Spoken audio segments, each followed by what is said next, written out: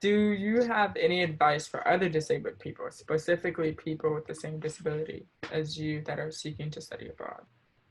Yeah, so for people um, who want to travel and who might not receive the accommodations that they need, um, I really, really think that learning how to ask for help is really important.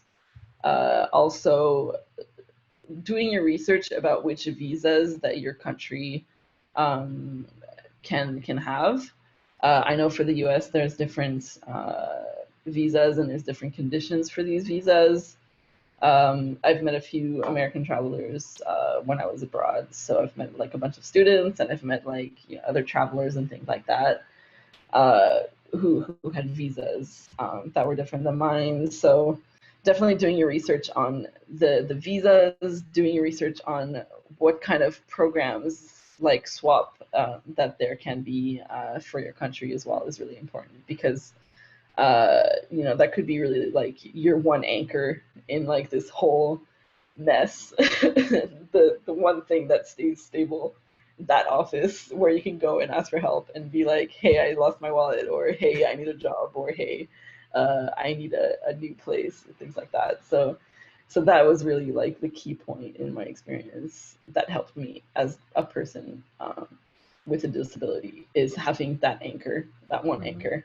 That's really extremely important. Whether and if you don't have that kind of access, you can also make sure that you go to a country where like a relative, or maybe there's a Facebook group. For example, at one point I was practically homeless for a few days because my rent was up and there was this massive snowstorm that was stopping any travel to the north, and I was supposed to go to Scotland, so that was very, very stressful. And I ended up on a Facebook group for Canadians in the UK, and I asked for help. I said, "Hey, I need a spare room for the next couple of days because there's a snowstorm and I can't go anywhere and I'm practically homeless. Help!" And I was really, really lucky to find this really nice couple who lent me their spare room. And I got there and I was like crying and I was like, "Thank you. I don't ever want to be homeless again." So yeah, they helped me to settle until the storm was up. So that was like maybe 2 3 days until I could get on a train and go to the Highlands at last. So having a Facebook group is very useful.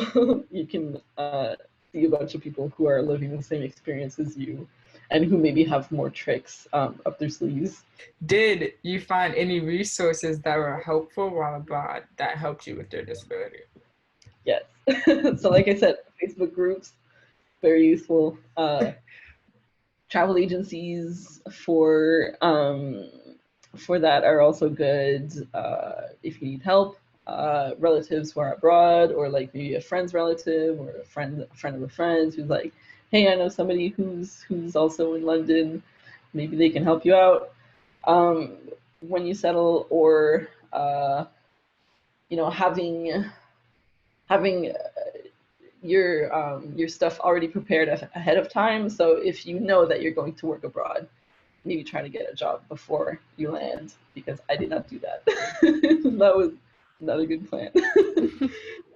I got there and I was basically living in a what are they called, in a hostel, and hostels are very not accessible. they're not friendly for people like us. They're very much for like youthful, active people who want to like party all night. But like you get there and you're tired from jet lag, you just want to sleep.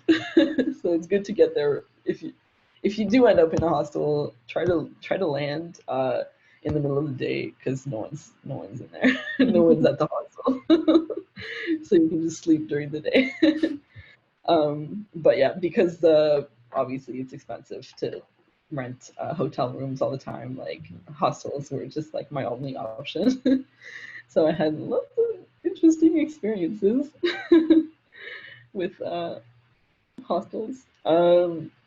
But yeah, just like telling the staff in advance, you know, that you might need help, or you know, having having a phone is also great. Having a smartphone was so life-saving for traveling abroad because most European cities have free Wi-Fi uh, outdoors. So if you're lost, you can just like pop onto your map app, and you know, there you go. You know where you need to go now. So like I was in Istanbul and I landed at like 11 p.m.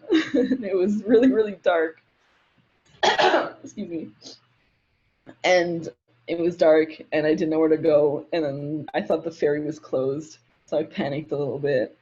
But the ferry was taking one last trip, so I managed to get my one last trip, and then I ended up getting to this shady hotel in the middle of downtown Istanbul with like four wild dogs like just guarding the place. It was very surreal. But because I had my phone, you know, I could tell my mom where I was. You know, I could have like my emergency numbers. I could, um, you know, I could. I just felt safer with the phone on me all the time. And yeah, like I said, like most European cities have Wi-Fi accessible everywhere. And it's growing and growing. So it's much more friendlier to travel alone uh, with that.